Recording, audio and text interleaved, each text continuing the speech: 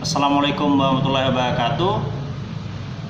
Eh, Saat ini saya ingin ngoceh tentang perpolitikan di Indonesia.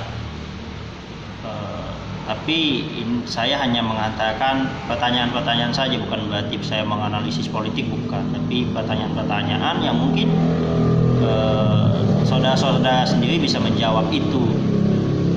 Nah, bila kita melihat Amerika Serikat, mereka punya dua partai. Pertama, Partai Republik dengan kekuatan kalau nggak salah foundernya yang memiliki pabrik senjata api atau pabrik alat perang lah. Terus ada Partai Demokrat yang foundernya itu bermain bisnis di bidang farmasi atau obat-obatan. Artinya kedua partai ini ada kepentingan bisnis di belakangnya, gitu. Ada kekuatan kerajaan bisnis gitu di belakangnya. Bisa kita simpulkan bahwa di Amerika Serikat partai politik tidak hanya kendaraan untuk mendapatkan kekuasaan, tapi sebagai kendaraan mendapatkan kekuasaan supaya bisa memuluskan bisnisnya, gitu kira-kira ya. Tapi teman-teman bisa menyimpulkan hal yang lain atau hal yang berbeda. Nah, kita tarik tuh ke Indonesia. Oke, mantep ya, Indonesia luar biasa loh, multi partai, banyak banget.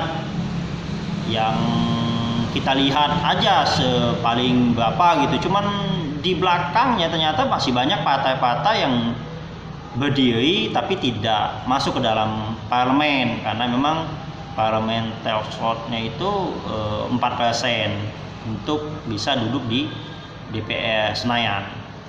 Nah, banyak ya di politikus di Indonesia itu, bahkan banyak dari kalangan militer, mantan TNI atau jenderal gitu, ada yang menjadi ketua partai, ada yang menjadi panglima partai atau tim pemenangan partai. Tapi saya tidak melihat mereka mempunyai pabrik senjata yang akan dijual ke luar negeri untuk income diri mereka dan juga menjadi income keuangan, membangun keuangan negara. Karena ketika orang asing atau negara lain membeli senjata ke negara kita, ya negara kita sebenarnya diuntungkan gitu. Terus ada juga artis masuk politik. Apakah mereka ini bisa membangun industri, misalnya perfilman, kayaknya mengalahkan Bollywood atau mengalahkan Hollywood? Kan untuk selama ini belum ada gitu kinerjanya sampai ke sana. Terus ada lagi pemilik stasiun televisi, media lah maksud saya. Apakah mereka membangun isu yang besar untuk bagaimana mengacaukan situasi perpolitikan nasional atau memberitakan politik atau bisnis, kerajaan bisnis di wilayah internasional?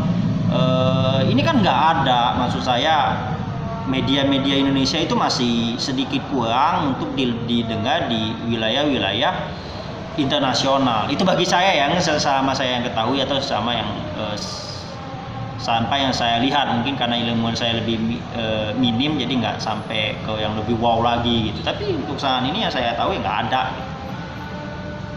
Kalaupun ada, nggak benar-benar wow. Nah, terus ada kalangan apa lagi ya? Kalangan YouTuber enggak lah. Kalangan YouTube belum ada sih ya, ada yang sampai ke sana. Kalangan apa lagi ya? TNI udah, atau militer udah ya. Terus kalangan media udah, kalangan artis udah, kalangan penyanyi udah masuk ke artis ya, masuk ke filman. Kalangan apa lagi ya? Mama, mama mungkin ya bisa aja sih ya, misalnya mama bangun masuk politik, terus ternyata di belakangnya dia punya pabrik kosmetik yang luar biasa, terus bisa dijual ke dunia internasional bahwa Indonesia punya pabrik kosmetik, dan melalui politik dia bisa menghantarkan pabrik bahan kosmetik dia itu ke dunia internasional. Jadi Indonesia itu terkenal itu dengan punya ciri khas, punya bisa menjadi menguasai dunia dengan melalui politik itu. Ya jangan sampai kita berpolitik ya hanya untuk menggerogoti masyarakat sendiri gitu, menggerogoti keuangan negara sendiri, akhirnya banyak korupsi, APBN rugi dan segala macam. Sedih bro gitu ya. Bayar pajak, iya kita diminta untuk bayar pajak, tapi ternyata setelah bayar pajak duitnya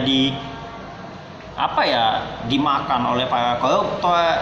Ya nggak asik gitu dengannya gitu. Walaupun memang koruptornya di penjara, tapi bagi saya nggak gitu juga bos, untuk ngambil duit negara itu nggak untuk korupsi juga gitu.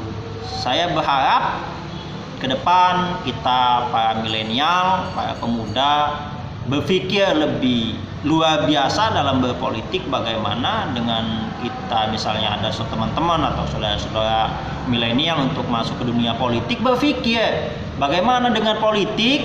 Misalnya you punya mimpi untuk menjadi pemain misalnya membangun industri perfilman kalau you artis. Membangun industri perfilman Indonesia, mengalahkan Hollywood dan Bollywood misalnya, atau you membangun